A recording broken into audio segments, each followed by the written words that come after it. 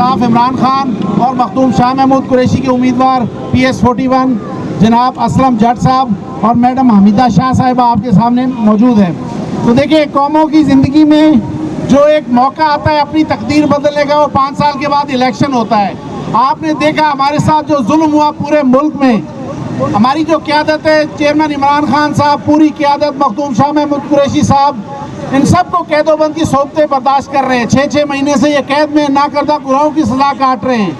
पाकिस्तान की आवाम को इस टाइम उठना है और इंशाल्लाह 8 तारीख को इमरान खान को और PTI को जिताना है, ताकि जो PTI के ऊपर जुल्म हो रहा है, आप देखें किसी को झंडा उठाने की पाकिस्तान में इजाज़त नहीं है तहरीक इंसाफ का।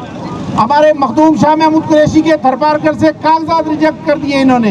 तो इंशाअल्लाह ताला 8 तारीख को आप सब उठें और रैकेट का निशान है हाजी असलम का। आज असलम जट जो है एक मिडिल क्लास का नुमाइंदा है, आप में से, हम में से कोई ये जीत के यहाँ से चला नहीं जाएगा। आपको यहाँ से ढूंढना नहीं पड़ेगा इसको कि कराची और हैदराबाद से इसको ढूंढना पड़े अपने काम के लिए, अपने मसाइल के लिए।